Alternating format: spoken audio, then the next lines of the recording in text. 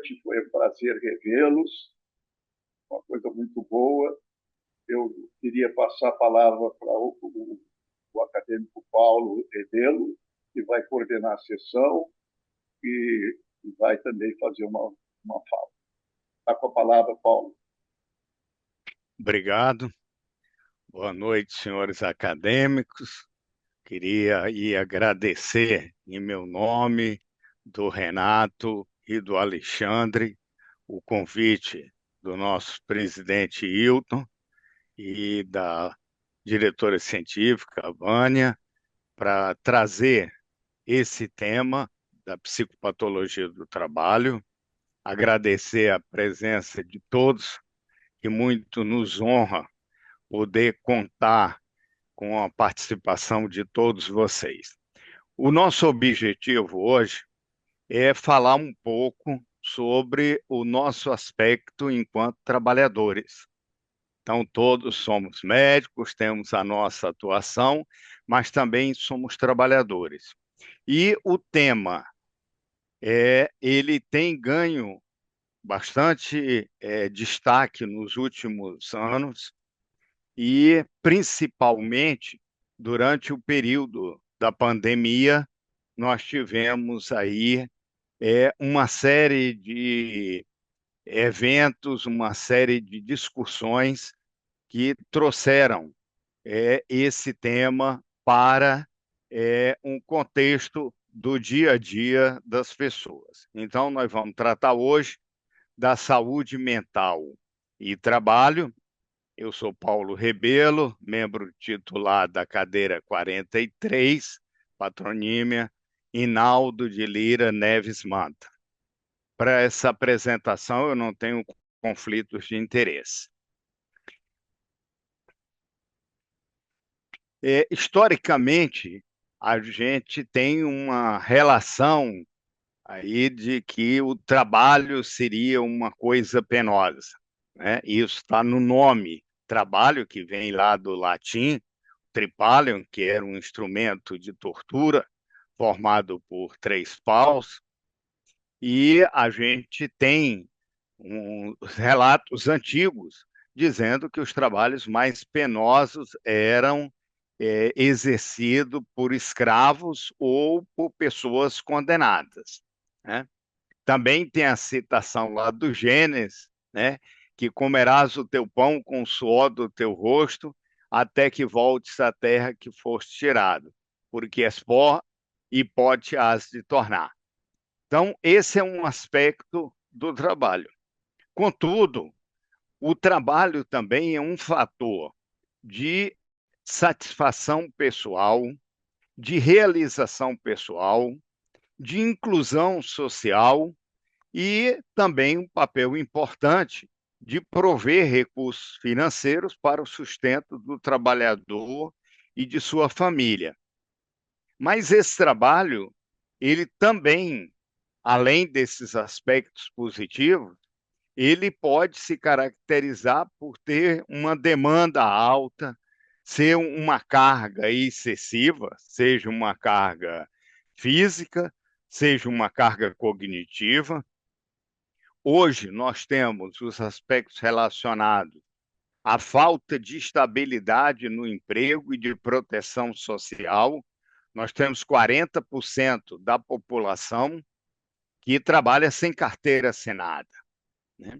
Temos exigências, muitas vezes, que são contraditórias, né? O trabalho prescrito é um, e, na realidade, o trabalho exercido é diferente daquele que está prescrito, que está no contrato, né?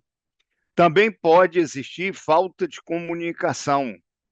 Então, o trabalhador é surpreendido porque tem mudanças no trabalho, ou tem mudança nas demandas, nas ordens, e ele não tem ciência de que houveram essas mudanças ou de que estivessem programados.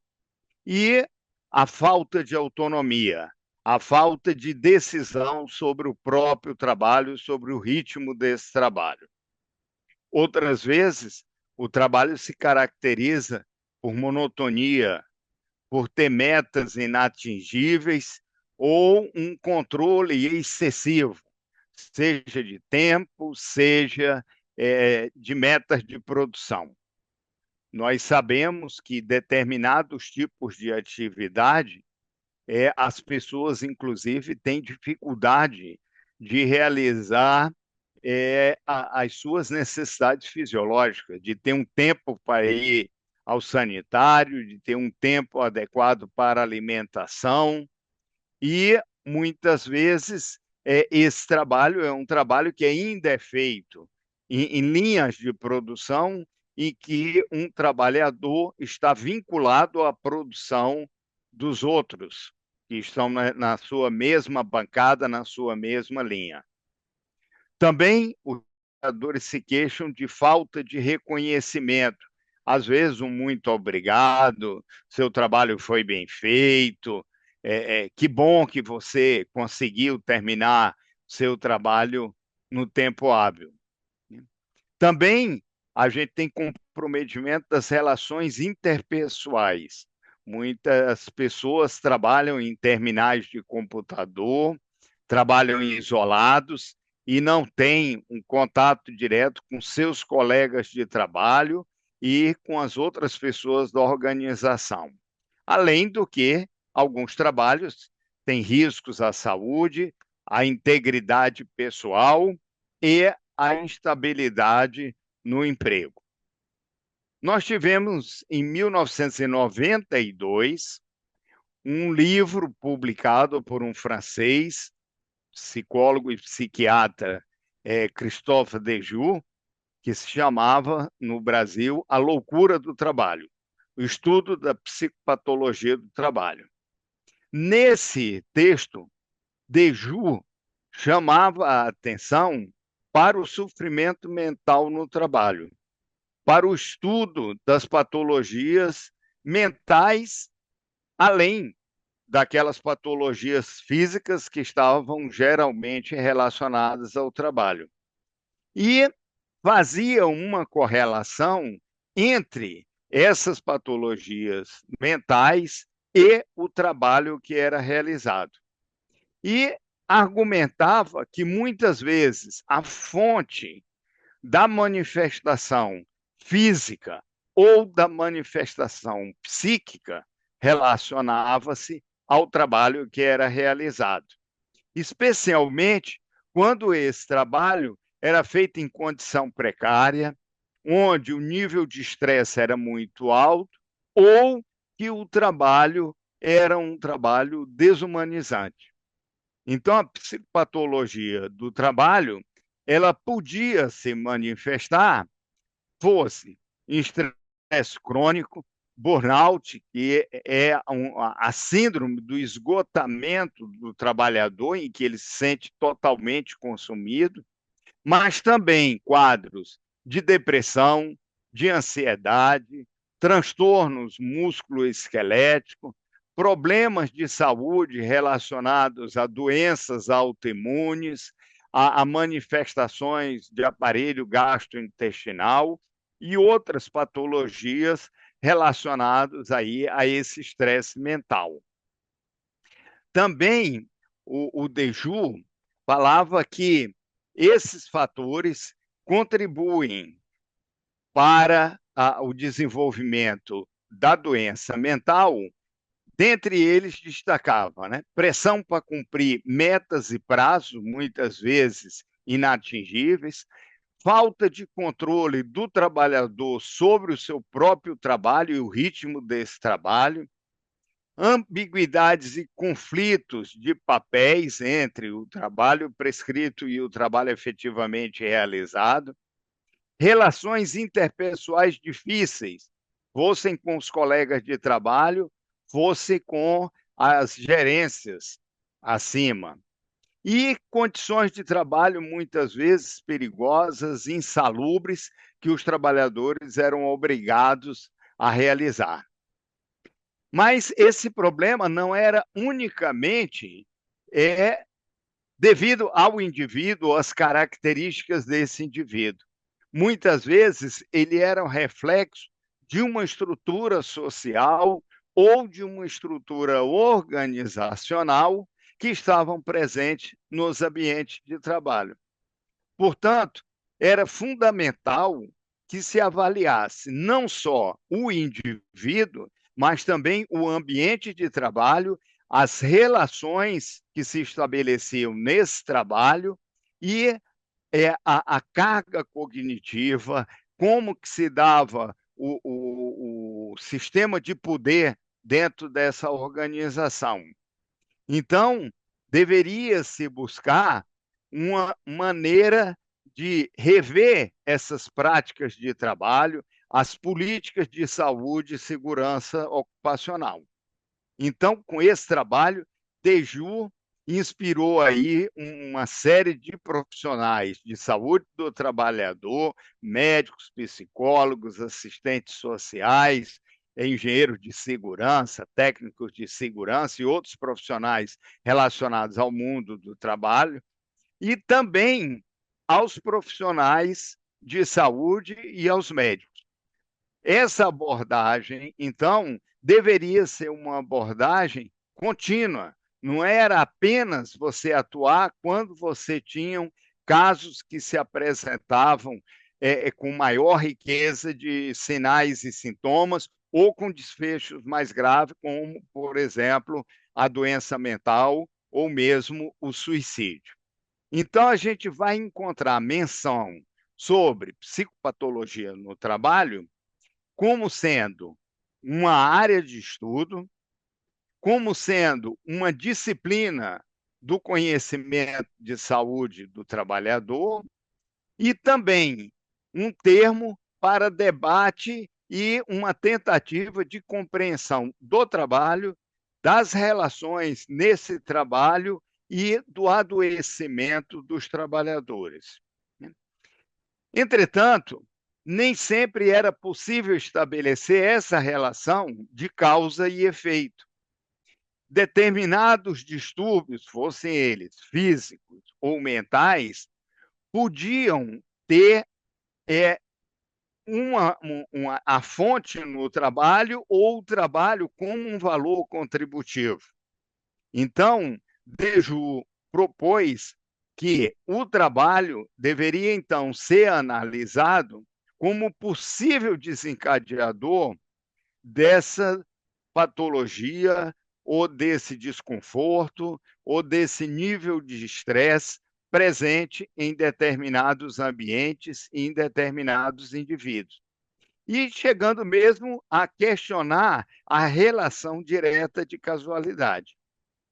Daí, ele propôs, então, que se usasse o termo de psicodinâmica do trabalho, considerando que essa relação entre o homem e o seu trabalho é uma relação dinâmica e que pode, tanto em relação ao trabalho, aos tempos do trabalho, quanto em relação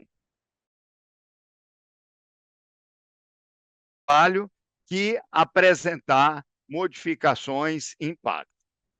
Um outro livro que foi bastante importante foi, em 2002, a Marie-France Irigoyen publicou um livro que no Brasil recebeu o título de Assédio Moral, a Violência Perversa no Cotidiano, que chamava a atenção aí para o assédio moral nas empresas. E as condutas abusivas que existiam nos locais de trabalho, que podiam se manifestar através de comportamentos, discriminação, palavras, gestos, atitudes, mas essa atitude, em geral, e isso era o que ela ressaltava, né? Muitas vezes era ignorada pela maioria das pessoas. Então, apesar da gravidade, era considerado como uma atitude, como um procedimento normal. Ele passava a ser tolerado, tinha complacência, era banalizado e muitas vezes a pessoa que estava sofrendo aquele assédio era tido como uma pessoa fraca, uma pessoa mais suscetível, mais sensível. Contextualizando, então, hoje nós temos aí uma condição de pleno trabalho no Brasil, o índice de desemprego está 6%. Então, na população brasileira, nós temos 103 milhões de pessoas trabalhando, com expectativa de crescimento do PIB, mas chamam a atenção: 40% não tem carteira assinada. Quando a gente vai dar uma olhada nos dados do INSS, nós vemos que os afastamentos por transtornos mentais têm crescido. E se a gente comparar 22 com 23, esse aumento é de 38%. No ano passado, foi a terceira causa de maior dia de afastamento. Nós tivemos 289 mil benefícios por incapacidade envolvendo as questões psíquicas. E 22, nós tivemos 209 mil afastamentos. Então, afastamentos com a rubrica de ansiedade estão aumentando ano após ano. Em 21 era a 10ª causa de afastamento, agora em 24 ele aparece aí como terceira causa e nós já temos mais de 128 mil afastamentos. Nós temos, na população mundial, 5,1% das mulheres e 3,6% dos homens com manifestações de depressão e ansiedade. E essa depressão e ansiedade, durante o período da pandemia, teve um aumento de mais de 25%. Então, uma em cada 8 pessoas no mundo vive algum tipo de transtorno mental. A depressão é a principal causa e nós temos menos que 10% desses indivíduos que procuram algum tipo de tratamento e de suporte. Nós tivemos 800 mil pessoas que morreram por suicídio a cada ano e atualmente, a segunda causa de morte nos jovens, entre 15 e 29 anos de idade. E a taxa de depressão na população brasileira é maior do que a taxa mundial, está em torno de 5,8%, e entre os países da América Latina é aquele que é o mais alto. A OIT chama a atenção que nos últimos anos a saúde mental no trabalho tornou-se um tema cada vez mais importante e estima em torno de 15% dos adultos em idade ativa que apresentem algum tipo de transtorno mental. E em torno de 12 bilhões de dias trabalhados são perdidos a cada ano devido à ansiedade e depressão. Nos ambientes de trabalho, para que esses ambientes sejam seguros e saudáveis, tem uma necessidade de ser um ambiente com segurança psicológica, com apoio aos trabalhadores, e esse investimento para transformar esse ambiente de trabalho mais seguro e saudável está comprovado que tem como retorno aumento de produtividade e aumento de desempenho no trabalho, levando também a retenção dos trabalhadores, porque é um ambiente melhor de trabalhar, e com isso minimizando tensões e conflitos. Por outro lado, aqueles ambientes que são inseguros e insalubres, eles trazem prejuízo para a saúde mental e comprometem a capacidade dos trabalhadores. A Organização Mundial da Saúde, em 2010, então já temos aí praticamente 15 anos, apresentou esse novo modelo de ambientes de trabalho saudáveis, em que tem no centro a ética e os valores. Isso vai permear compromissos de liderança e a participação dos trabalhadores. E aí, nesses globos, a gente tem em cima ambiente físico de trabalho, que é o que normalmente as pessoas entendem como um ambiente de trabalho, onde você tem riscos químicos, riscos físicos, riscos biológicos, ergonômicos, mas também chama a atenção para a necessidade de recursos para a saúde pessoal, tá? Seja promoção da saúde, seja recuperação da saúde e seja reabilitação.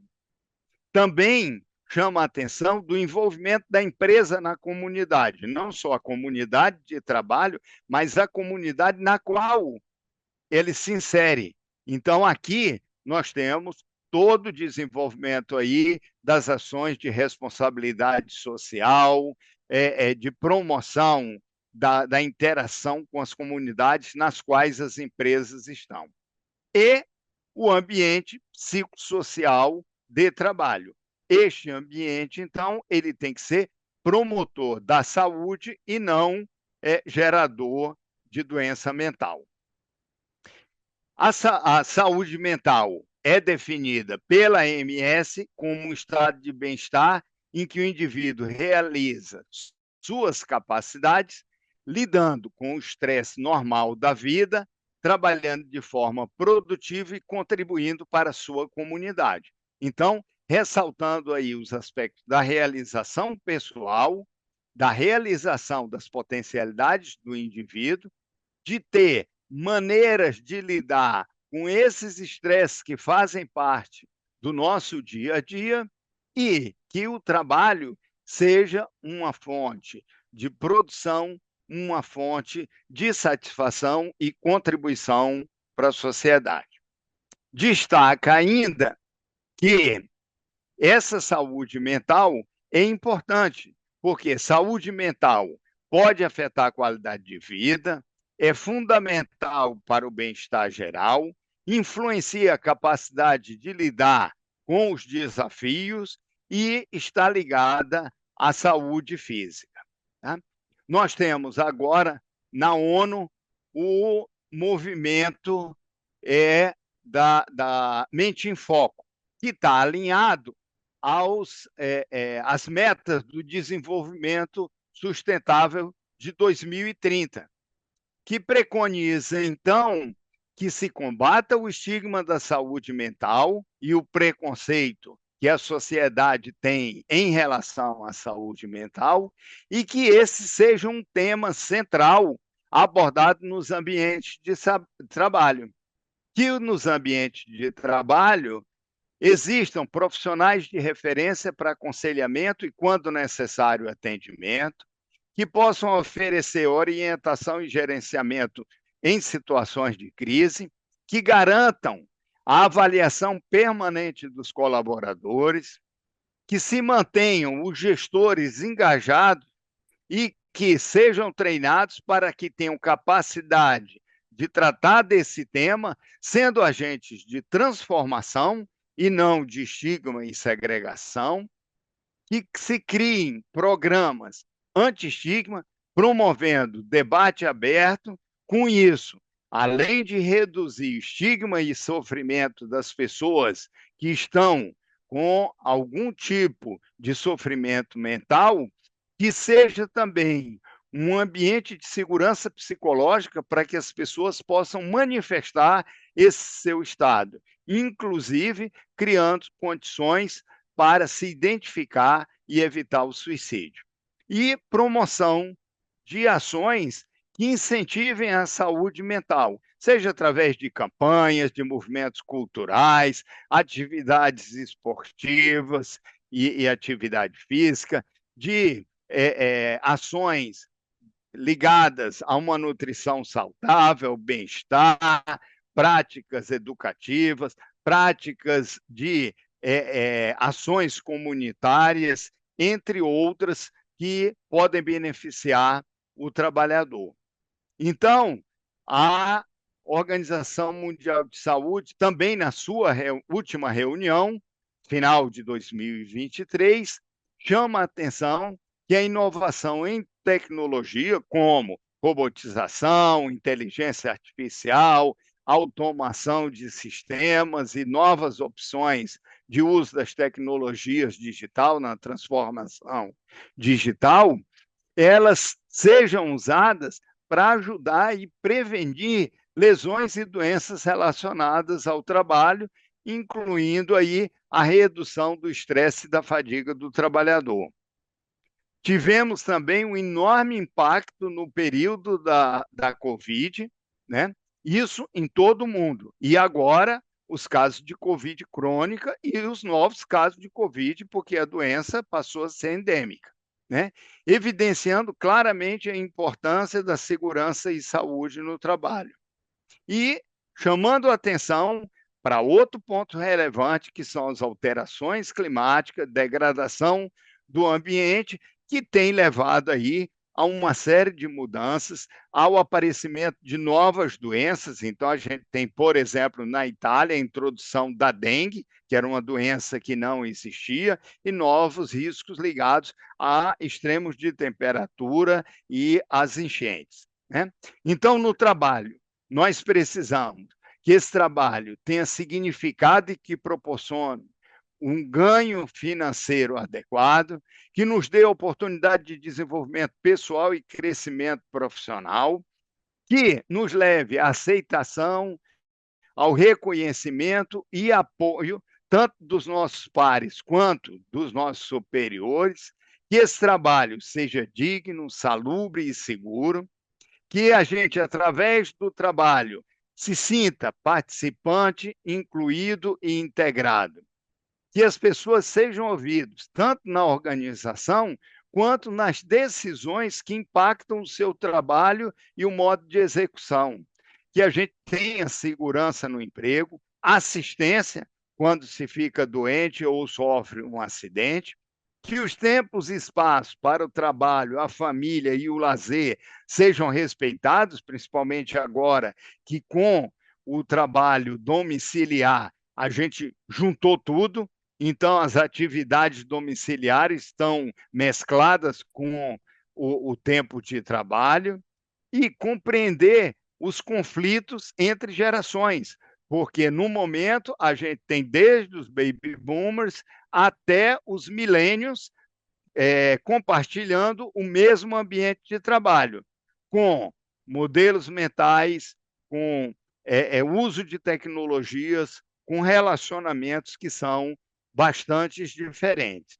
Então, nós temos esses desafios, qual que seria a melhor maneira de trabalho para as organizações e os trabalhadores, como conciliar os interesses pessoais e corporativos, o que fazer com os trabalhadores que não se adaptam às novas maneiras de trabalho que têm sido apresentadas, como que a gente vai garantir de transmitir a cultura e experiência profissional para essas pessoas que não estão mais compartilhando os mesmos ambientes de trabalho, combater a precarização, a exclusão e a discriminação, porque vários trabalhos que são apresentados aí, como trabalhos que trazem autonomia, realização do empreendedorismo, na realidade são trabalhos bastante precários, como os trabalhos por aplicativo, né? Evitar sobrecarga feminina no trabalho doméstico, no cuidado da família e nas suas atividades profissionais, e lembrando que, segundo o Fórum Econômico Mundial, em 2016, apontava que a maioria das profissões ou especialidades que eram mais procuradas não existiriam hoje em dia, né? 10, 5 anos depois, né? E que o ritmo dessa mudança ia se acelerar. E chamava a atenção que 65% das crianças que estavam nascendo em 2016 iam para a escola e, no futuro, trabalhariam em empregos que não existiam naquela época. E nós estamos vendo aí, por exemplo, com a inteligência artificial surgindo um monte de novos trabalhos, como os ditos influenciadores sociais, profissionais da área de TI que a gente não tinha, né?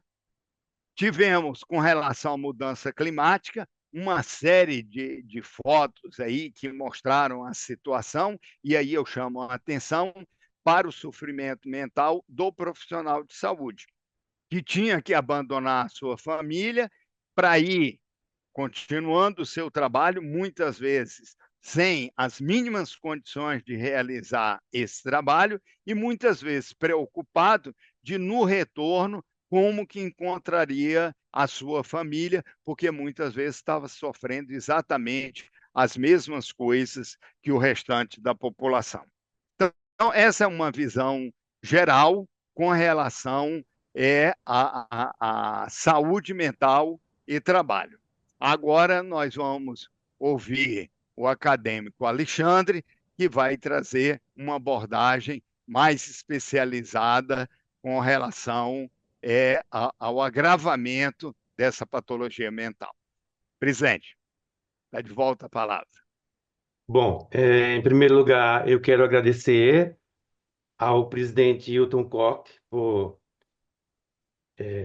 incluir temas de saúde mental nas nossas sessões, que são tão importantes, como bem salientou o acadêmico Paulo Rebelo. Também agradecer à acadêmica Vânia, que nos ajudou a organizar essa sessão, né? E boa noite a todos, um prazer estar aqui. Coube a mim o tema de burnout, que é um tema que é bastante falado em relação ao burnout, né? A síndrome de burnout, tá? Começar a falar um pouco do aspecto histórico. Então, o burnout, pela primeira vez, foi falado num congresso da Associação de Psicologia Americana, tá? Esses congressos anuais que se fazem. E ele se referia a trabalhadores exaustos. O termo burnout é queimado, né? Quer dizer, um esvaziamento emocional, um cansaço excessivo decorrente do trabalho.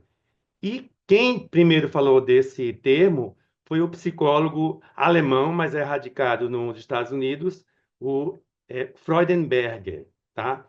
E aí o Freudenberger, ele trabalhava numa clínica de dependentes químicos e essa era a rotina dele. 8 às 18 ele trabalhava como psicoterapeuta de consultório, depois ele era voluntário de uma clínica de jovens drogados, né? E depois das 23 ele fazia ainda reuniões e ginástica. Então, era um dia assim super cheio, né? E ele dizia: quanto mais cansado eu ficava, mais eu me esforçava, tá? E aí ele diz aí que ele falou que ele começou a falar de um tema que ele mesmo achava que estava sofrendo, né? Tendo eu mesmo experimentado esse estado de burnout. É, a grande autora do Burnout é essa psicóloga americana, a Christina Maslach, né? A gente pode dizer que foi ela que cunhou esse termo Burnout, tá? Ela é uma autora bastante conhecida, tem vários livros publicados aí, A Verdade sobre Burnout, e aí ela fala uma coisa bem interessante que está aqui nessa frase aqui, que é um epílogo do livro dela, que o burnout vai acontecer principalmente em pessoas que trabalham com outras pessoas, né? E entre esses profissionais estamos nós, né? Vou falar de outros profissionais, mas talvez o profissional de saúde seja um dos mais representativos em relação ao burnout. E a Cristina Maslach, ela falou de 3 componentes do burnout, né? Primeiro, a exaustão emocional, quer dizer, o cansaço, a falta de energia, haveria tanto sintomas físicos quanto psicológicos, né? A pessoa acreditar que não tem mais condições de despender energia, é, verificando um total esgotamento de recursos pessoais. A despersonalização, tá? Que é o trabalhador começar a ficar distante emocionalmente, tratar os colegas e pacientes de forma fria, ter uma insensibilidade, dissimulação afetiva. Se fala muito em cinismo, mas esse cinismo não é aquele termo que a gente fala assim, essa pessoa é cínica. É mais no sentido assim de uma falta de empatia, de uma frieza emocional, de um pouco envolvimento com o outro, tá? E manifestações comuns, como perda da motivação, uma diminuição do comprometimento, né, do desejo de estar ali. E, finalmente, a falta de realização pessoal. Aí, esse slide ele fala da empatia, né? Como médicos, nós utilizamos muito o recurso da empatia, né? Nós nos colocamos psicologicamente no lugar dos pacientes, percebemos com mais facilidade, através desse método empático, o sofrimento deles e aí podemos ajudá-los com mais facilidade, com mais entrega emocional, né? Então, haveria uma falta de empatia em relação a esse componente, né, de despersonalização. E, finalmente, a redução da realização pessoal, quer dizer, o profissional começa a se sentir inadequado, não gratificado, ele começa a fazer uma avaliação negativa dele mesmo em relação ao trabalho, se sente incompetente, frustrado, enfim, um sentimento de descontentamento geral com o trabalho, né? A Cristina Maslach, ela enumera, assim, na verdade, são 123 sintomas que ela enumera de burnout. Então, se faz até uma crítica que esse excesso de sintomas faria com que muitas vezes ocorresse falso positivos. Quer dizer, que, na verdade, a gente vai ver daqui a pouco mais para frente, se for aplicado a escala que a Cristina Maslach criou, que é o inventário de Maslach de burnout, certamente muitos de nós vamos nos enquadrar tendo pelo menos um burnout leve, tá? Mas entre os sintomas são esses aí. Fadiga, dores musculares, insônia, cefaleia, enxaqueca, inquietações gastrointestinais, imunodeficiência, distúrbios cardiovasculares, respiratórios, disfunções sexuais, menstruais, diminuição da atenção, perda de memória, aí já vem queixas psíquicas. Então, são muitos sintomas, né, que vão abranger praticamente quase todas as doenças médicas, tá? Esse é o inventário de Maslach, como eu falei, que tem muitos autores que eles dizem que esse inventário, assim, apesar de ser importante, interessante, ele é um pouco ingênuo, porque, como eu falei, muitos de nós vão preencher alguns desses itens aqui, ó. Eu me sinto emocionalmente exausto pelo meu trabalho. Talvez no final do dia eu me sinta exausto mesmo. Eu me sinto esgotado, eu me sinto cansado quando levanto de manhã, tá? Então, algumas críticas a esse inventário de Maslach, né? Ele é comum esse MBI diagnosticar como burnout qualquer quadro psiquiátrico que não tem relação com o trabalho. E aí, esse autor, Christensen, ele fala de uma questão tautológica, né? Burnout é o que o MBI médio que é burnout, quer dizer, uma coisa implica na outra, né? Prevalência de 70% a 90% dos pesquisados em várias pesquisas científicas, então talvez aqui existam muitos falsos positivos, né? Ou pessoas que não têm uma condição que seria burnout de verdade. E um problema, o MBI, esse questionário, ele é protegido por direitos autorais e para se usar ele é necessário pagar. E a gente vai ver que esses são os problemas da CID-11. Ela preconiza o diagnóstico de burnout pelos critérios do MBI, mas, por sua vez, é um questionário que é pago. Então, como é que a CID-11, que é uma classificação usada por profissionais do mundo inteiro, vai ser pago, né? Isso é impossível, né? Aí é um gráfico mostrando a grande sobreposição de sintomas de depressão e ansiedade com o próprio burnout, tá? Depois eu vou voltar a falar sobre isso. Aqui a International Stress Management Association, que diz que o Brasil é o segundo país com maior índice de burnout, tá? Do mundo. Essa mesma associação diz isso aí, ó, 72% dos brasileiros que estão no mercado de trabalho sofrem alguma sequela ocasionada pelo estresse, né? Não existe trabalho sem estresse, por mais que seja gratificante, sempre vai haver uma demanda, né? Umas solicitações, obrigações, cumprimento de horário. 32% sofrem de burnout, e, no entanto, 92% dessas pessoas, apesar de ter burnout, conseguem continuar trabalhando, tá? E quais são os fatores de risco para o burnout, né? O acadêmico Paulo Rebelo já mencionou vários, eu vou trazer alguns aqui. Excesso de trabalho, né?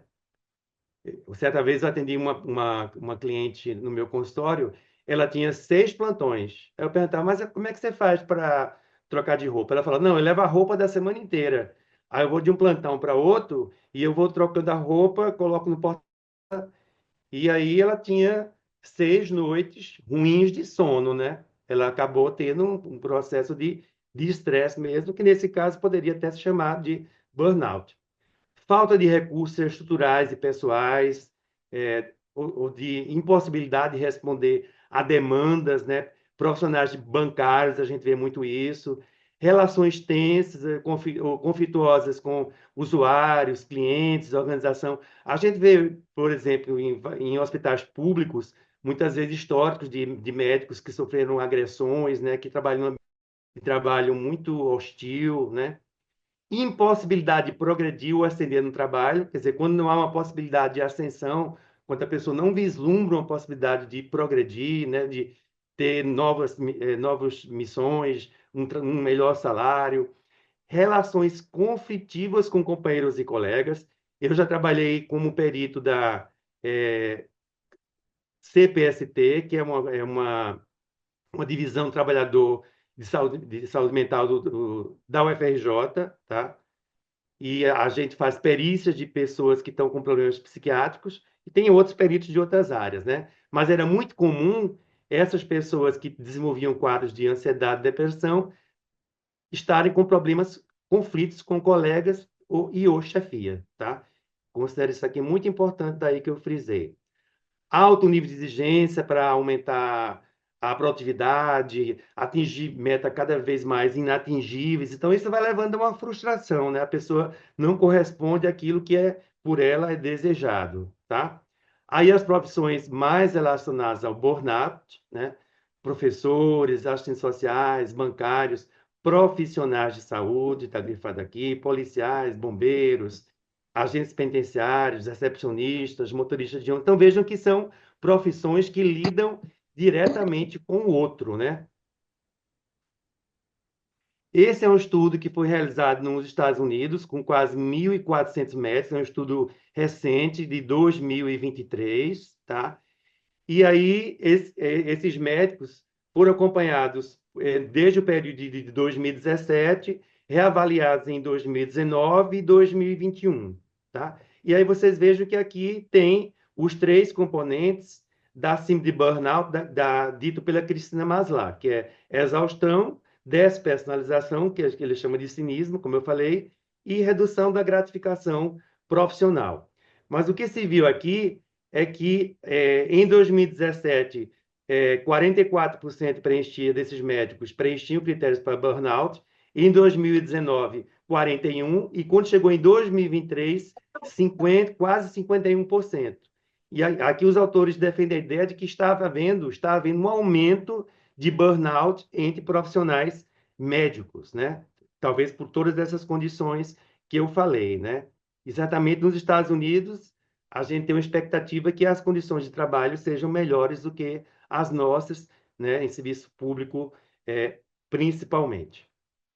Alguns passos para o desenvolvimento do burnout, né? Então, do entusiasmo à educação, a pessoa passa a frustração, a raiva, desinteresse, desilusão, passa a produzir menos, e aí vai ficando cada vez mais vulnerável ao desenvolvimento da síndrome, né?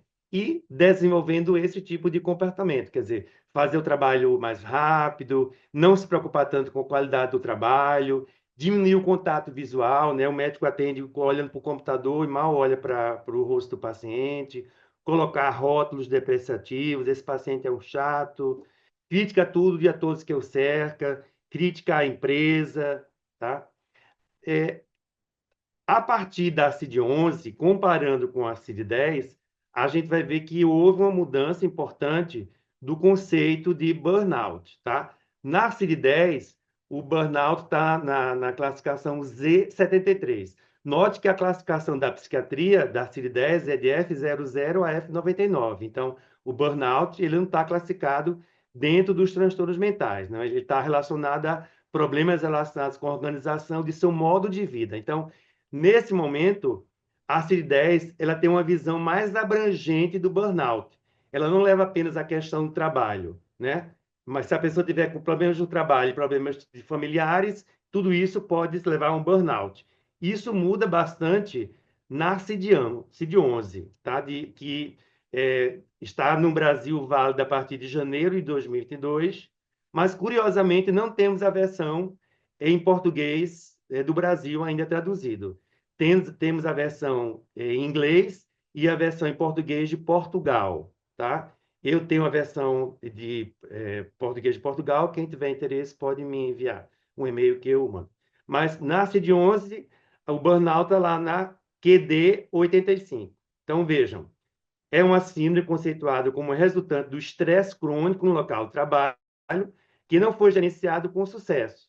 E aí vejam que ele fala, a CID-11 fala das 3 características principais mencionadas pela mãe do burnout, né? A Cristina Maslach, né? Sentimento de exaustão, distanciamento emocional, redução da eficácia emocional, da eficácia profissional, desculpem. E recomendação, olha só a recomendação. O burnout se refere especificamente a fenômenos num contexto ocupacional e não deve ser aplicada para escrever experiência em outras áreas da vida.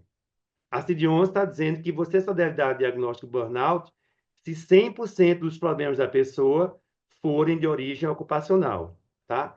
E ela vai além disso e diz que não é classificado como uma condição médica, tá? A síndrome de burnout está incluída como um fenômeno ocupacional. Então, são fatores que influenciam o estado de saúde ou contrato com os serviços de saúde. Então, tem que ter 100% de causa ocupacional, né? Mas na vida prática, como é que a gente vai trabalhar com isso, né? A pessoa é um todo, né? Ela tem problemas no trabalho, problemas pessoais, problemas familiares. E para completar, apesar da gente saber que o burnout ele inclui vários sintomas ansiosos, depressivos, a OMS recomenda, num diagnóstico de burnout, excluir depressão, transtorno de estresse, transtornos ansiosos eufóbicos e transtorno de ajustamento. Então, como é que a gente vai dar o diagnóstico de burnout excluindo tudo isso aqui, né? Se no burnout sempre vão estar presentes sintomas depressivos e ansiosos, né? Algumas pesquisas brasileiras sobre o burnout, tá? Essa foi uma pesquisa feita no Hospital das Clínicas da Universidade do Rio Grande do Sul, tá? Foi um estudo feito com quase 600 residentes, médicos residentes, tá? E aí se viu que 81,5% tinham burnout, tá? E pensando nos 3 componentes, 53% tinha exaustão emocional, 45% ausência de realização e 47,7% despersonalização, tá? Mas para o diagnóstico, quase todos, né? Então, aquilo que eu falei, pode haver um excesso de diagnóstico pela própria característica diagnóstica, né? Que é através do inventário de burnout, aquele inventário que eu mencionei. Esse é um outro estudo feito com 60 médicos plantonistas de UTIs de São Luís do Maranhão, tá? E aí ele viu que se pensava em ou exaustão emocional, ou despersonalização, ou redução da realização, 50% tinha. Mas se fosse ou uma coisa ou outra, 13%, tá? E aí, quando se pediu para os profissionais enumerarem as causas que estavam contribuindo para esse estresse, essas foram as principais causas, né? Então, em UTIs, ruído excessivo, possibilidade de complicações de atendimento, quer dizer, a pessoa lida com pacientes graves que podem complicar a qualquer momento, via óbito, a família vai vir em cima, né? Comprometimento da equipe multidisciplinar, nem todo mundo se comprometia, falta de recursos, lidar com o sofrimento, com a morte, número de pacientes por médicos, tá? Então, todos esses fatores. Aí, os resultados foi que se viu que haveria uma prevalência maior de burnout em mulheres que trabalhavam em TI de adultos, trabalhavam em 2 ou mais hospitais e tinham que dar assistência a mais de 10 pacientes por plantão. Então, Imagino que você está com 10 pacientes graves sob tua responsabilidade, né?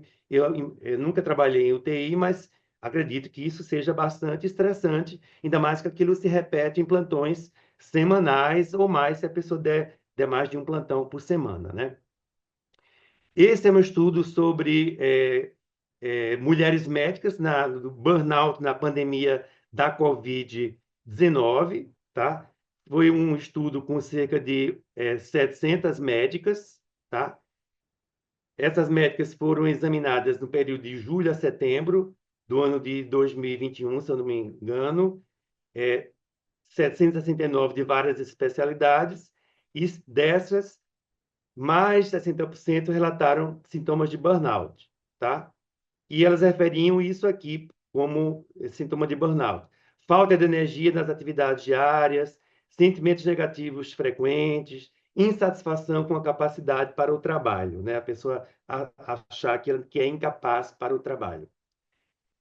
A minha experiência com burnout é muito mais como perito, tá? Hoje em dia, eu trabalho, às vezes, como assistente técnico, né? E me chegam casos desse tipo, né? Ora, com a pessoa que está alegando, ora com a empresa, tá? Na prática, eu vejo esses casos de que se chama de burnout, eu vejo mais assim, o burnout é como se fosse um quadro inicial, um quadro leve. Quando isso se agrava, vai gerar um quadro depressivo ou ansioso. Então, quando chega numa fase de processo, a pessoa tem um quadro que evoluiu a ponto tal de ela não conseguir trabalhar, ou ela se exonerou, foi demitida, aquela pessoa já apresenta um quadro depressivo ou ansioso, tá? Importante. É assim a maioria dos casos que eu vejo, tá? E como lidar na clínica, né? Como eu posso lidar na clínica vendo essas complexidades todas do diagnóstico? Então, contato com o médico do trabalho, né? Eu conversar com o médico do trabalho, o que é que ele estava vendo daquela pessoa, como é que nós podemos ajudá-la, detalhar bem o quadro, né? Se eu estou numa perícia, eu tenho que detalhar bem o quadro para eu convencer o juiz que eu estou falando a verdade do ponto de vista técnico, né? Um exame psicopatológico completo, o exame de todas as funções psíquicas, consciência, atenção, orientação, memória, humor, afetividade, vontade, tá? E discutir a presença de transtorno mental. Como eu falei, muitas vezes aquele quadro que se apresenta para mim na perícia já é um transtorno depressivo ou ansioso. E a gente combinou de 15 minutos, então eu procurei obedecer. Desculpem pela voz, eu estou gripado, tá, gente? Obrigado. Obrigado, Alexandre. Brilhante a sua apresentação. Ressaltando aí essa característica da associação do burnout com o trabalho, então é uma patologia vinculada ao ambiente de trabalho e os quadros relacionados à saúde mental, eles estão aumentando. Então, não só a questão do burnout, que é um quadro que tem um efeito mais, vamos dizer, agudo, mais grave, em que a pessoa se sente incapacitada para o trabalho, a gente também tem que considerar, como o Alexandre chamou a atenção, que esse indivíduo não é só a questão do trabalho. A gente tem a questão da violência urbana, então, muitas vezes, ele pega médico para chegar à sua unidade hospitalar, ele passa por áreas de conflito, ele se sente inseguro em relação à via pública, ele muitas vezes mora em um local em que durante a noite tem tiroteio, em que tem rompimento de adutoras, tem aí uma série de coisas que vão levar a que esse trabalhador tenha uma carga muito grande, além daquelas que efetivamente estão diretamente relacionadas com o trabalho. E muito importante a gente ter um ambiente de segurança psicológica para essa pessoa poder relatar o que está acontecendo com ela, sem medo de ser demitido, sem medo de uma punição, de ser ridicularizado. E nós temos que ter muito cuidado aquela pessoa que é tida como palpa toda a obra, a pessoa que consegue dar conta de qualquer trabalho que é colocado na mão, porque muitas vezes isso é a característica do indivíduo, mas faz com que ele seja mais suscetível, porque ele termina recebendo uma carga de trabalho maior e criado uma expectativa de um desempenho que ele não vai poder dar conta. Muitas vezes, depois que essa pessoa sai do local de trabalho, ele vai entrar com um processo contra a empresa, vai tentar caracterizar as doenças que ele teve durante e depois do vínculo com o trabalho, aquela situação, aquele ambiente de trabalho. Então, o Renato agora vai falar para a gente aí dessas questões, tanto ética quanto das questões relacionadas a dados sensíveis, porque todos esses dados aí são classificados pela Lei Geral de Proteção de Dados como dados pessoais e sensíveis, e a gente tem também aí regulações, sejam do Conselho Regional, seja do Conselho Federal, para caracterização e para, vamos dizer assim, o registro dessas informações. No final, aí, nós vamos ter uma oportunidade aí, primeiro, dos palestrantes fazerem alguma complementação que achem necessária e depois a gente abre para o debate. Renato, com você. Ok, vamos lá. Boa noite, presidente acadêmico Hilton Cor.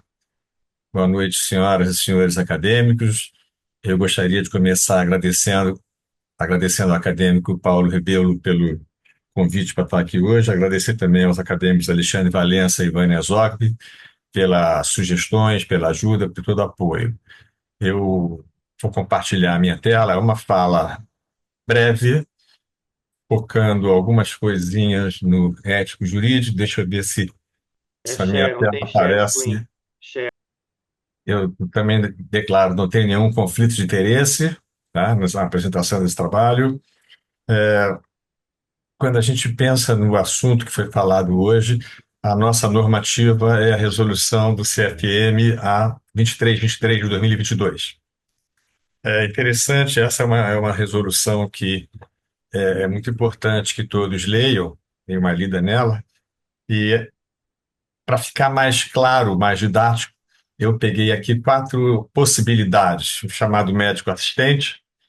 O médico assistente é qualquer um de nós, é o médico que assiste um paciente, é qualquer um de nós no ambulatório, no consultório privado, no hospital público.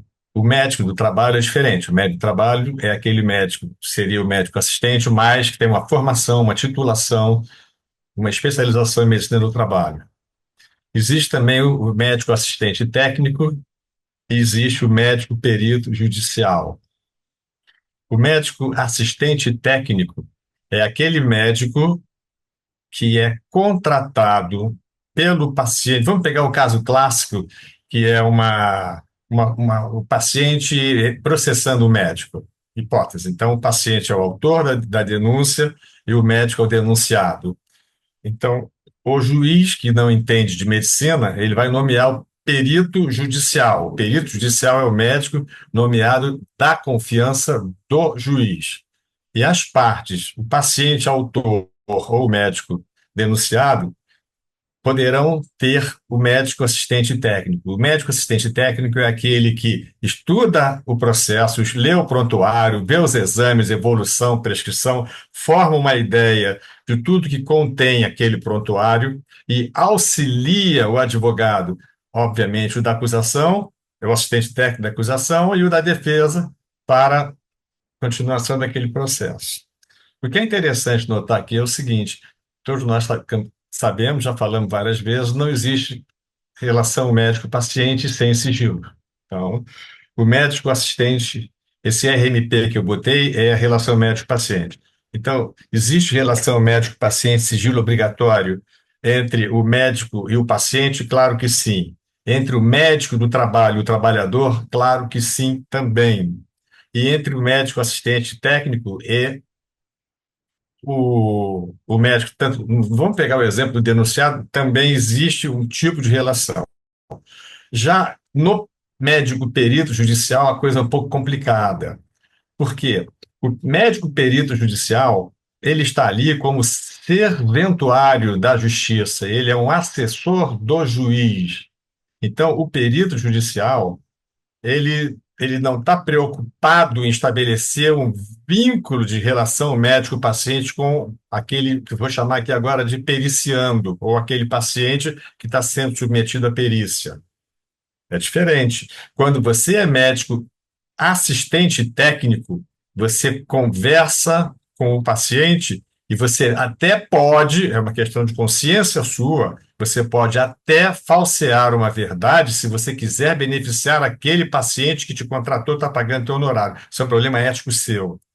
Agora, quando você está investido do poder ou da posição de médico perito, você está exclusivamente buscando a verdade. Aquele paciente pode estar mentindo, ele pode estar forçando uma situação para levar uma vantagem, seja contra o médico assistencial, ou seja, o médico do trabalho, ou contra a empresa. Então, é preciso ter uma ideia de que a gente costuma falar que não existe necessariamente uma relação médico-paciente entre o perito e quem está denunciando, ou o denunciado. Por essa razão, esse período também, o sigilo é encarado de uma outra forma. Não tem sigilo, ele tem que fazer um relatório para o juiz. Esse médico perito vai elaborar um laudo pericial que será anexado aos autos e vai servir para embasar a decisão do juiz. As estatísticas mostram que em cada 100, uma centena de sentenças, 96, o juiz acata o laudo pericial. Olha a importância desse laudo pericial. Tá? Então, isso é uma coisa muito interessante. Há um outro aspecto que eu queria mostrar aqui para vocês, nessa resolução. Deixa só eu abrir aqui.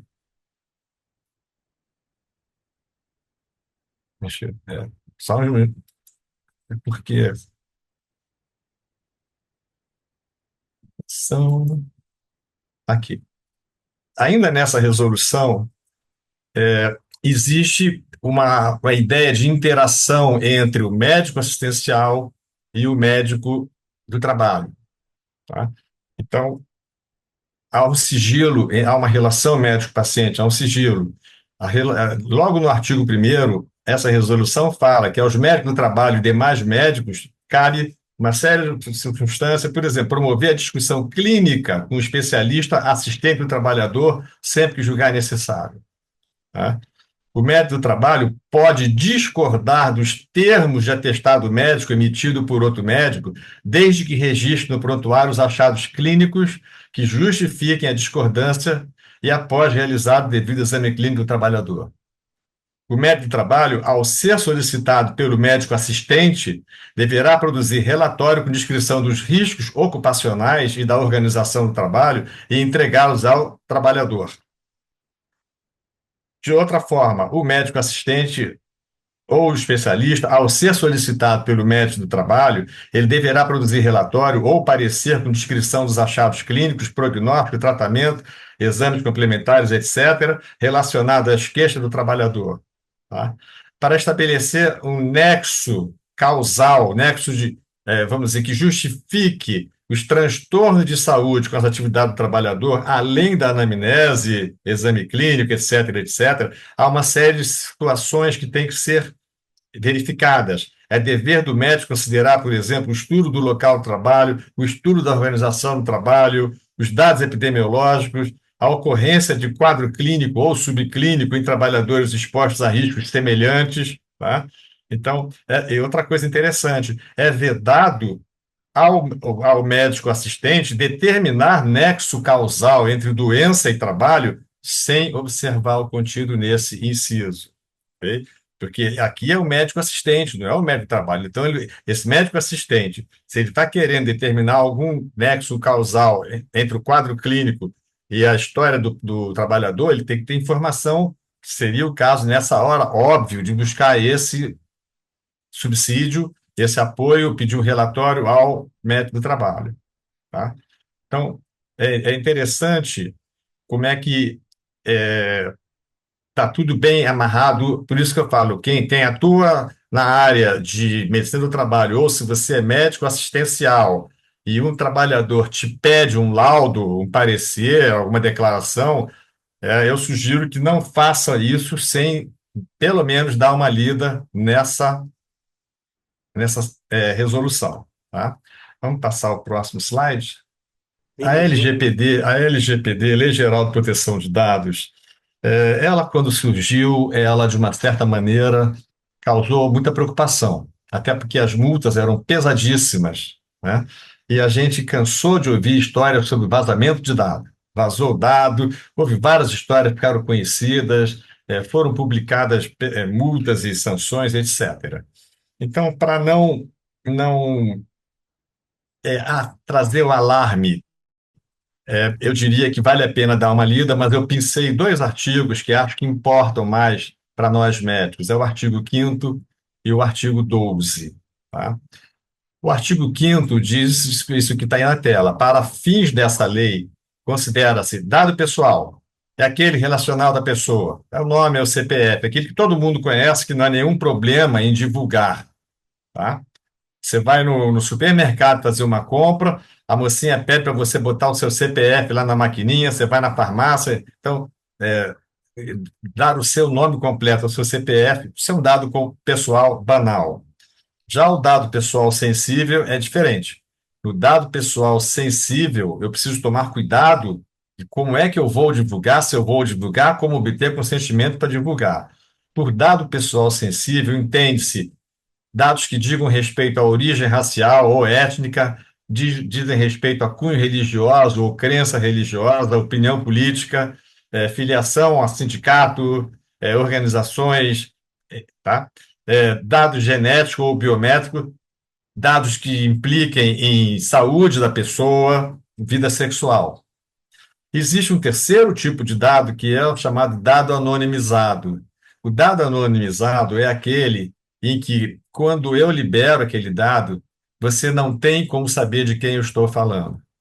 Na hora que eu falo paciente masculino, branco, 60 anos, tabagista há 40 anos, com tosse, dor no peito, emagrecimento, talvez eu esteja descrevendo um câncer de pulmão. Deve ter 10.000 homens, nesse momento, no Rio de Janeiro, se enquadrando aí. Você não tem como saber de quem eu estou falando. Agora, se eu puser as iniciais dele, se eu permitir que se descubra de quem eu estou falando, aí eu não anonimizei.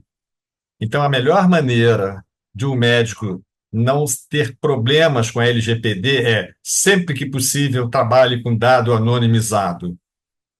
E a noção de anonimizado significa o seguinte: o dado é colocado de uma forma tal que, para reverter essa anonimização, vamos dizer, para se conseguir a identificação, o custo é tão alto que não é razoável, custo financeiro ou custo de tempo. Então, você não tem como fazer essa identificação. Tá? Então, eu acho que sempre que você pensar em preservar a intimidade do paciente, é claro que quando você estuda LGPD, você vai tratar dado, tem que ter consentimento informado para solicitar um dado, para transmitir um dado, para armazenar um dado, você vai trocar informação com um colega, você vai pedir a um colega um socorro, você está diante dos exames de um paciente e você tem alguma dúvida.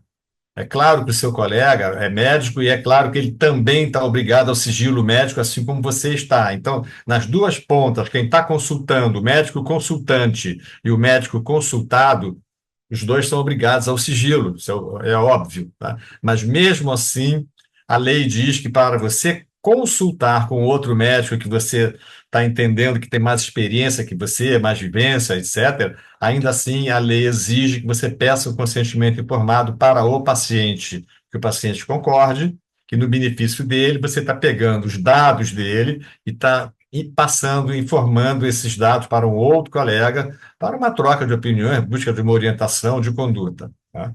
Então, basicamente, é isso que importa para nós na LGPD.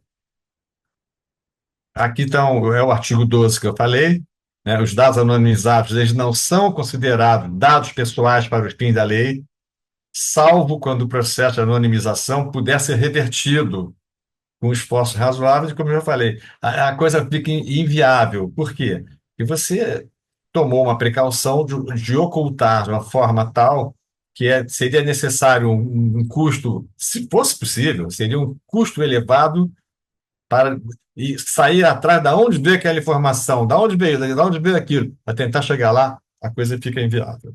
Eu acho que, em resumo, era isso. Eu agradeço muito e me coloco à disposição para perguntas. Muito obrigado, boa noite. Obrigado, acadêmico Renato Batalha. Esses dados são muito importantes e eu gostaria aqui de chamar a atenção, né? O Renato falou aí da hierarquização dos médicos em relação a atestados, né? Então, a gente tem no primeiro nível o perito médico federal, que é aquele que atua na Previdência Social, que atua é, na fiscalização do Ministério Público, do Ministério do Trabalho. Num segundo nível, você tem o médico do trabalho, justamente porque conhece os ambientes de trabalho, conhece as circunstâncias nas quais a pessoa trabalha. E no terceiro nível está o médico assistente. Então, um médico do trabalho que está no segundo nível, ele pode mudar, por exemplo, o número de dias de um afastamento, desde que, como está escrito ali, ele faça justificativa, porque ele tem informações que o médico assistente não tem. Já para ele questionar uma decisão de um perito da Previdência, ele tem que fazer pelos caminhos legais de questionamento daquele laudo. Ele não pode simplesmente ir lá e mudar o número de dias de afastamento. Então, esse é o primeiro ponto aí que eu acho bastante relevante. O segundo ponto é em relação à LGPD. Então, nós temos aqui vários acadêmicos que estão trabalhando em seus consultórios, estão trabalhando em hospitais. Então, é muito importante a questão do sigilo. Então, que solicitem às secretárias, que solicitem às pessoas que dão apoio de TI, que assinem um documento dizendo que devem respeitar o sigilo de toda a informação que, por força do trabalho que eles fazem, eles possam entrar em contato. Por quê? Porque a secretária vai arquivar o resultado do teste de HIV, a pessoa de TI vai tirar relatórios. Então, a partir do momento em que ele entra em contato com essa informação, é importante que ele tenha, e aí não é só advertência, é assinar o documento, porque qualquer vazamento de informação, se tem lá um documento que comprova que a pessoa foi orientada e estava ciente daquela informação. No dado anonimizado, é importante ter cuidado com a população que você está divulgando o dado. Porque eu tenho, por exemplo, um determinado setor que tem 200 homens e a única mulher que tem naquele setor é uma secretária. E aí eu divulgo um dado dizendo que tem tantos homens com aquele diagnóstico e tantas mulheres. Mulher só existe uma, então vai ser facilmente identificável. Então, muito cuidado também com o tamanho da população. Quando a gente tem uma população muito pequena, não deve divulgar estatística. 3 pontinhos naquela informação para dizer que a informação existe, mas que não vai ser divulgada devido à necessidade de anonimato. Então, essa resolução do Conselho ela é importante porque ela trata dessas relações e chamando a atenção que o médico do trabalho, se ele, durante a sua atividade profissional, ele prestou algum atendimento àquele trabalhador e ele for demandado como assistente, ele pode julgar-se incapaz para aquela atividade, porque houve uma relação médico-paciente, ou ele, naquele atendimento que fez, pode ter obtido alguma informação privilegiada que não seria dado em outras condições. Né? Então, agora eu volto aí a palavra para o Alexandre, caso tenha alguma informação que ele queira complementar ou algum comentário, depois o Renato, e aí a gente abre para os acadêmicos fazerem seus questionamentos ou comentários. Alexandre. O que eu tenho a comentar é sobre essa resolução que foi mencionada pelo acadêmico Renato Battaglia, né? Quer dizer, essa resolução ela acabou dificultando muito o diagnóstico de burnout, tanto pelo clínico como perito, porque se o perito tem que ir no local de trabalho, estudar a organização, fazer um levantamento epidemiológico, verificar se outros trabalhadores têm isso, qual o tempo que essa pessoa vai gastar para fazer um laudo, né? Então, assim, eu vejo como uma coisa quase impossível seguir exatamente os determinantes dessa resolução. Dificultou muito o diagnóstico. Eu hoje vejo colegas, inclusive, recusando quando a pessoa fala assim, eu estou com síndrome de burnout, o senhor quer ser meu assistente técnico? Não, não quero, porque a pessoa fica preocupado como é que ela vai dar conta de confirmar um diagnóstico de burnout ou não, né? Mas tendo que tomar todos esses passos, né? Eu acho que isso dificultou muito o diagnóstico da síndrome de burnout, tanto na clínica quanto na perícia, né? Quer dizer, a resolução diz que para estabelecer um nexo de causalidade, você deve respeitar todas aquelas características, aquelas determinações, né? São várias, né? Eu mencionei aqui 4 ou 5, mas tem mais. É isso. Obrigado. Renato, algum comentário? Só um comentário rápido, dois comentários rápidos. Um bem rapidinho. Quando você falou no assédio moral, eu lembrei de uma coisa relativamente nova que se fala no direito hoje, que é o assédio institucional. É quando a instituição tem uma política tal que causa um constrangimento naquele trabalhador, sobretudo em setor público, aonde vem uma ordem de cima e ninguém sabe de onde veio. Veio uma ordem, uma resolução de serviço e tal.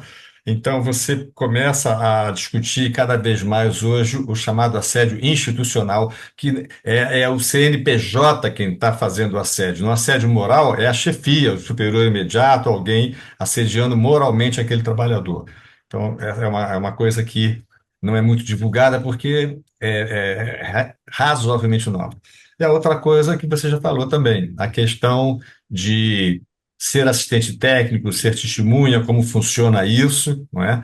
O médico do trabalho, ele pode ser assistente técnico, pode, entendeu? Como você ressaltou, mas repara que o médico assistencial não pode ser testemunha. Ele pode ser assistente técnico se ele quiser, não há impedimento ético. Ele não pode ser perito.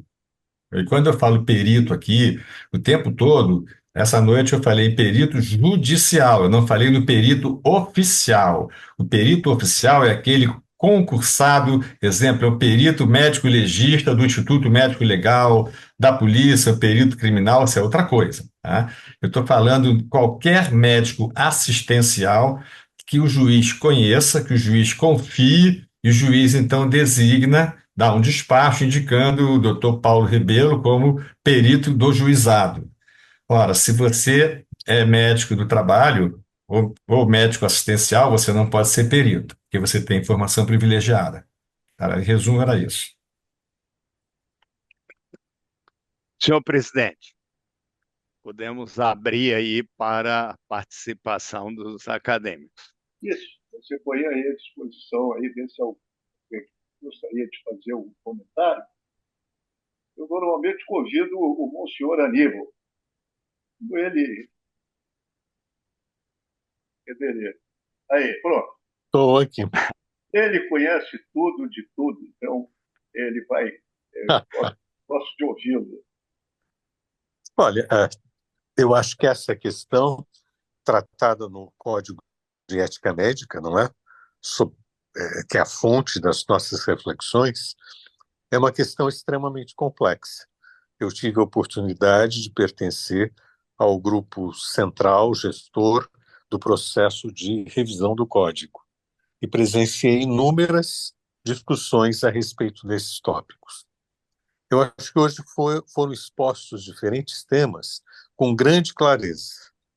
Para os peritos, sejam os peritos oficiais, aqueles que, através de concurso, pertencem às instâncias de peritagem, sejam aqueles convocados em juízo para servirem de auxiliares aos juízes, eles têm papéis muito bem definidos.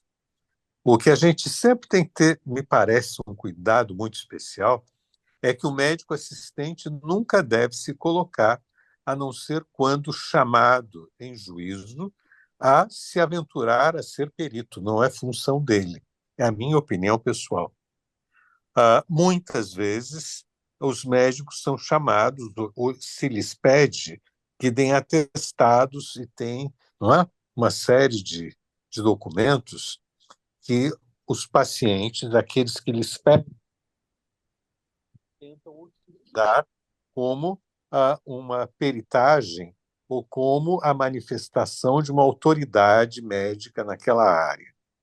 Então, eu acho que esse é um aspecto que talvez eu gostaria que o Batalha, o Renato, em particular, considerasse, porque os atestados médicos, muitas vezes, quem os pede, os utiliza dentro de certos processos. E é aqui que eu acho que deve haver um cuidado muito especial. Não sei se eu estou sendo, não é minha área, todos vocês sabem que eu sou o menos médico de todos vocês, de todos os presentes, porque a minha atividade profissional sempre foi ligada à pesquisa muito básica, à pesquisa molecular, sinalização celular. Então, eu sou aquele que menos tem competência médica de todo o grupo. Então, não sei se se eu fui adequado na colocação daquilo que eu vejo frequentemente como uma dificuldade de compreensão do médico assistente ao emitir atestados. Batalha, por favor, corrige aqui a minha introdução e comenta um pouco, por favor, o papel desse médico que muitas vezes é solicitado por um paciente, se sente de alguma forma coagido a atestar aquilo que, do ponto de vista legal, não lhe compete, eu imagino. Posso falar? Eu acho que eu acho que se o meu amigo Aníbal errou, eu errei junto com ele, porque nós temos a mesma visão, né? Aquele médico assistente, em hipótese alguma, pode ser perito.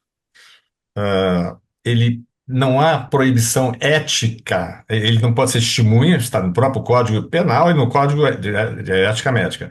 Se ele quiser se aventurar a ser um assistente técnico, até poderia, mas não há proibição formal, mas também não acho de recomendável.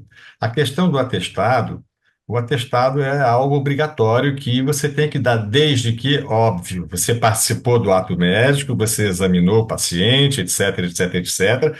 Você vai fazer um atestado, ou vai fazer um parecer, ou vai fazer um laudo, enfim, um resumo do caso, na mais estrita verdade, né?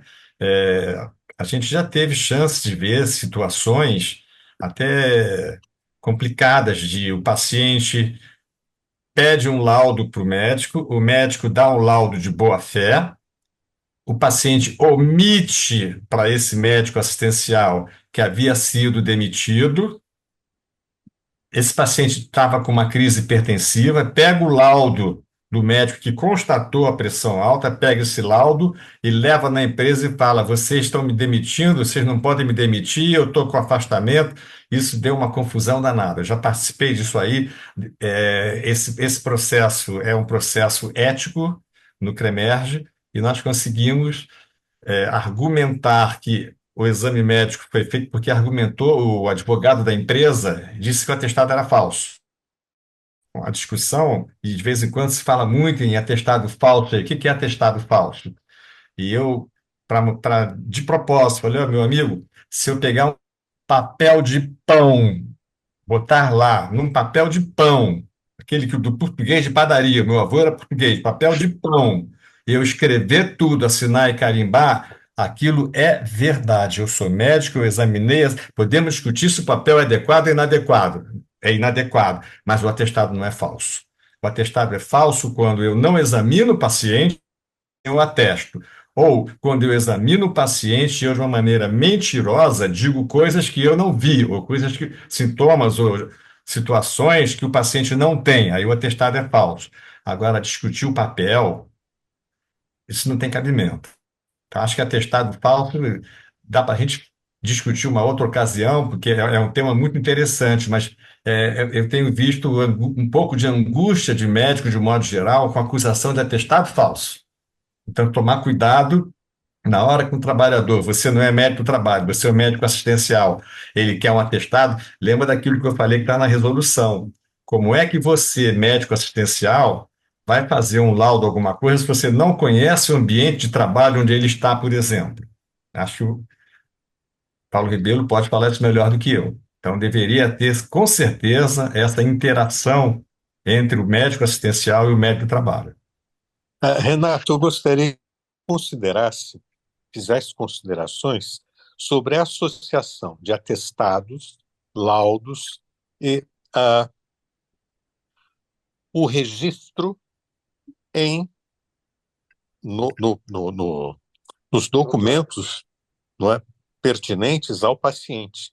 Porque às vezes o médico emite um atestado, algum documento, mas no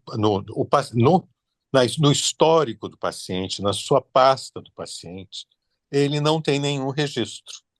É dissociado não é protocolo, estou ficando velho, está me faltando a palavra, não é? É um Registro documento prontuário. isolado. Como é que é? Quando é um documento isolado, fora dos documentos do paciente, o médico tem que ter o registro do seu atendimento, que seria, no meu entendimento, a única defesa que o médico tem diante de qualquer acusação, não é? Com certeza. Então, muitas vezes, parte desses atestados, eles não estão vinculados ao arquivo onde o médico, seja digital, seja físico, tem o registro do atendimento. Perfeito. Isso talvez muitos médicos não tenham a consciência. Como eu trabalhei a vida inteira na universidade, o que eu recebo de atestados de alunos que faltam às provas, é só na época de prova que isso acontece. Então, todos tiveram diarreia ou alguma outra coisa no dia da prova, por 2, 3 dias, se é a semana de provas. Eu gostaria de saber, obviamente não vale a pena criar um caso deste à autoridade universitária em relação ao médico, não é? Mas eu gostaria de saber se aquele médico fez o atendimento, registrou o atendimento, não é? Porque a validade do seu atestado depende da correlação com o prontuário médico. Com Se certeza. não há prontuário médico, não há documento válido. Eu não sei se eu estou errado nisso. Não, está certíssimo, mas é isso. É isso. É o famoso meu amigo, é meu vizinho, me dá um atestado aqui. Não, eu não posso dar. Mas você por isso mesmo, porque eu sou seu amigo, eu não posso dar esse atestado. Eu não te examinei, eu não te vi, eu não tenho elementos para dar um documento escrito caracterizando uma sintomatologia, um diagnóstico, porque sem ter dados, não tenho como. Sinto E muito. se É ele como eu o digo, fez, se você é meu é, amigo, se você é meu amigo, não me peça isso. É a única e saída se que ele eu vejo. fez Você é esse meu... documento, ele tem que ter o prontuário do paciente, Sim, sim, não é? sim, E o que sim, eu vejo é que esses documentos não estão associados a prontuários. Eu acho sim. que muitos colegas, eles, por várias razões, eu diria que por assédios morais, eles são levados a produzirem documentos que, na realidade, não têm a sua vinculação com uma história clínica real do paciente. Imagina, Talvez imagina que esse médico dá o atestado, imagina que na outra ponta, num processo ético ou judicial, o outro lado pede a juntada do prontuário aos autos, e no prontuário não tem nenhum elemento, não tem nada que prove minimamente que você leu aquele prontuário, anotou, participou daquele exame, da evolução daquela sintomatologia toda. Meu amigo, autos, você nunca tocou, nunca foi paciente seu, como é que você dá um é, atestado desse? não pode, às vezes não existe nem prontuário, não é? Isso, É, sim, sim, sim. Então, eu acho que são pequenos aspectos que, na nossa prática, eu acho que, infelizmente, a tentativa do Conselho Federal estabelecer uma normativa de emissão de atestados eletrônicos comprovados, não é?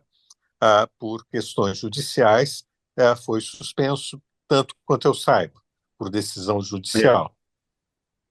Mas é uma forma de controle.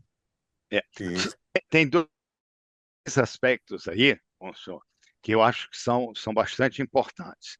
Primeiro é laudo e atestado, tá? O laudo é um documento sobre algum exame, algum evento, algum tratamento que eu posso emitir sem a presença do paciente e entregar aquele documento, né? Quando alguém me pede um parecer, quando alguém me pede para laudar um raio-x.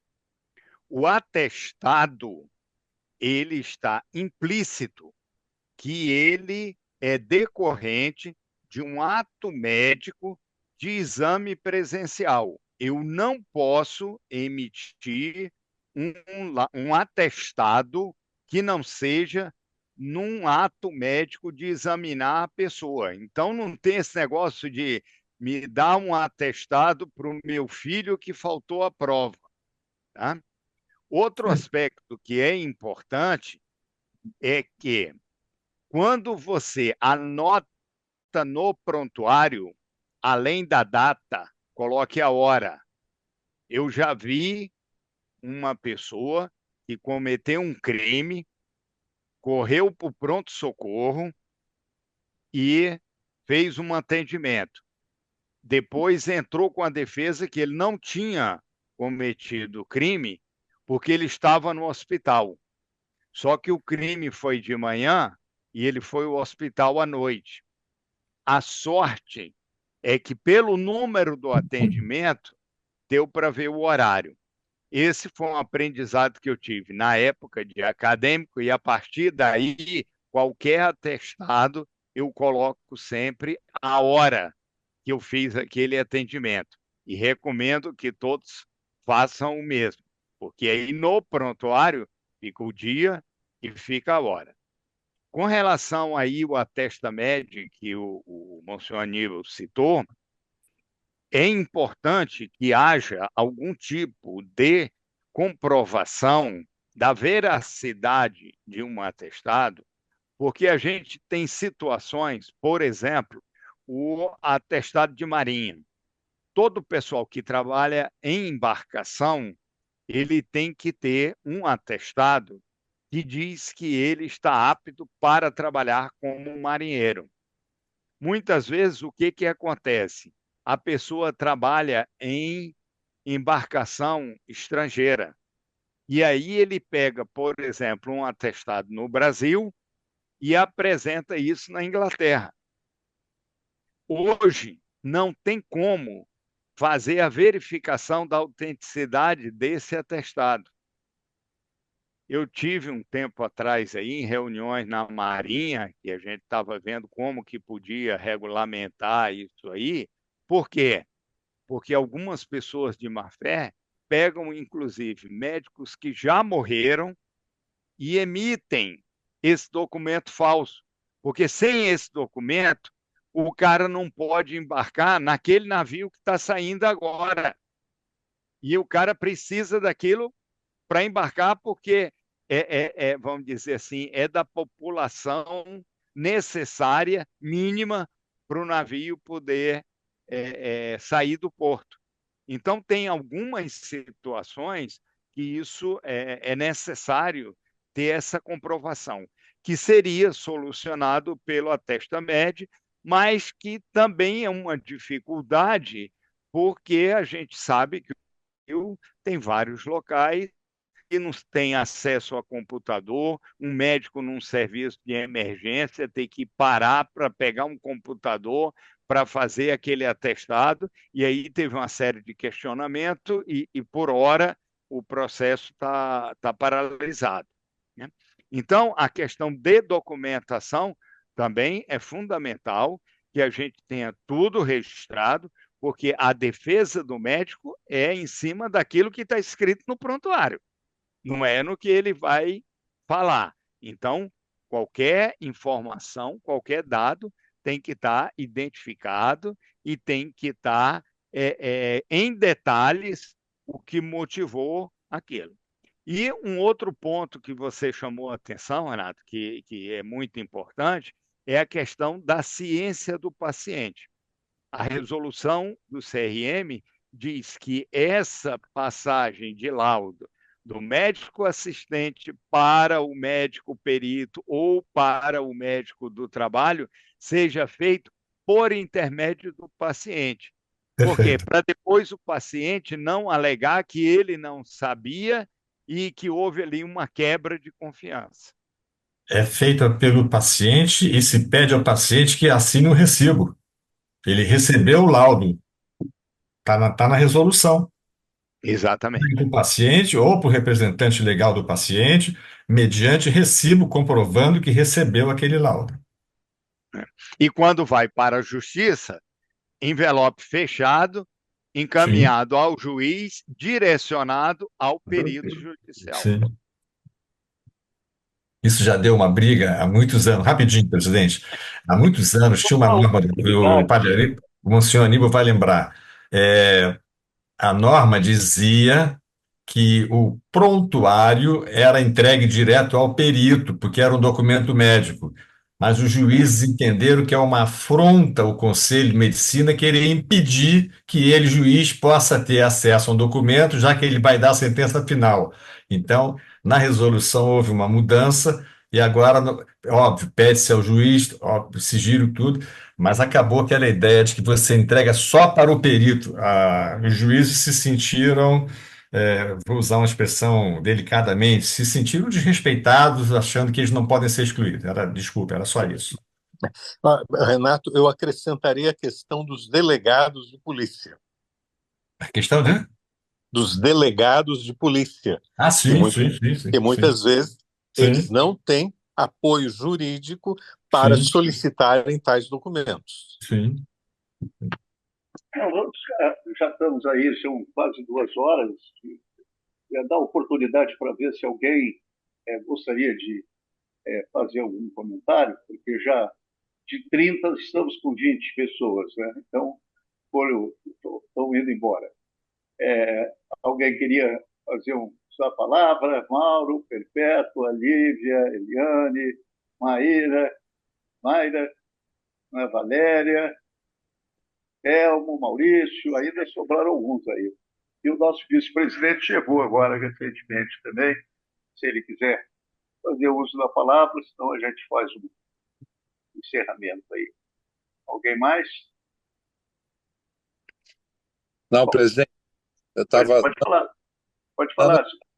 Dar os parabéns, eu não consegui assistir tudo, porque eu estava na outra, na Sociedade Latino-Americana de Trauma, apresentando, então não pude assistir tudo, mas assisti agora a parte final do atestado, e realmente eu acho que o atestado tem que ter documentação, tem que estar escrito dia, hora, e tem que examinar o paciente, porque senão, depois o Renato e seus blue caps vêm atrás da gente aí, ó.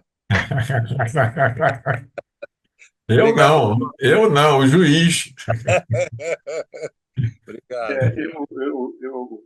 Gostei muito, viu?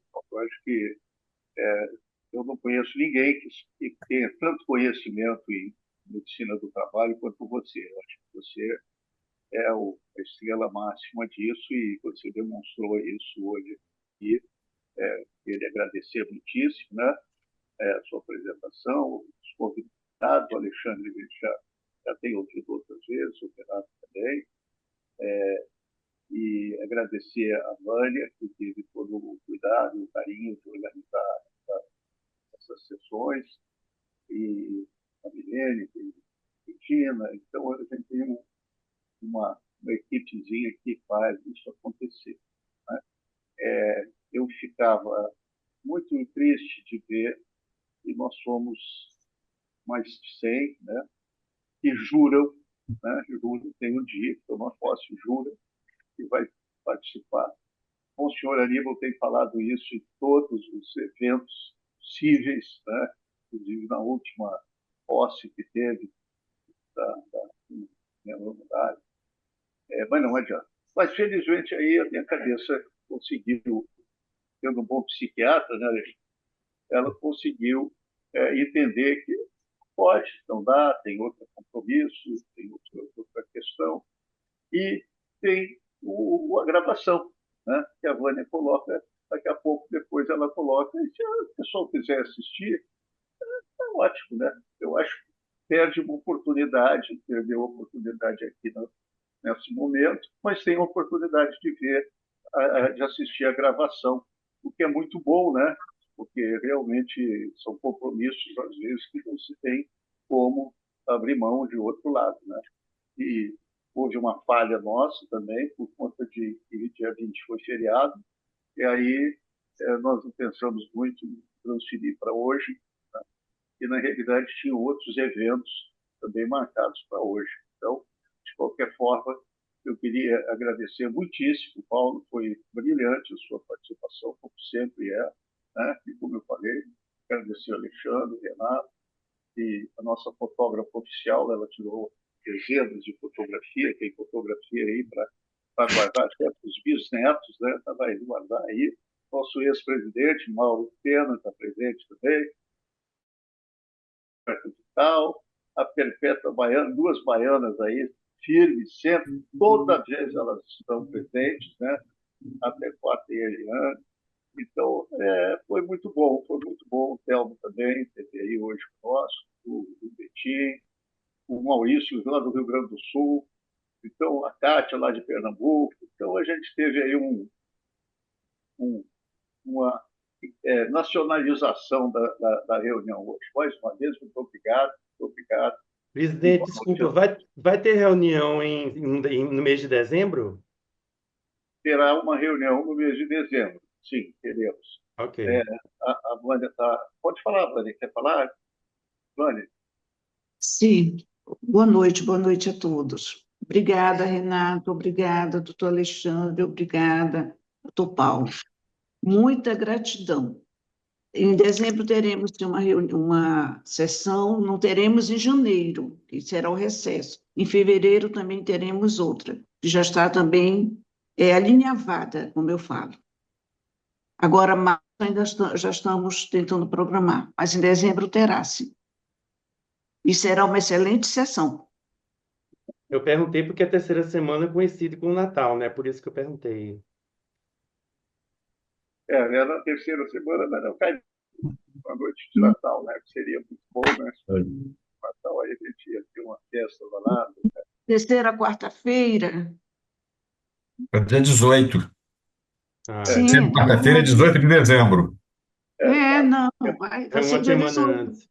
Ok. Uma semana antes, está programado já. Uhum. São duas ilustres palestrantes. Mais duas ilustres palestrantes. Ela não conta, ela só deixa assim para surpresa depois, final da coisa, né? Obrigada a todos. Muito obrigado, boa noite a todos.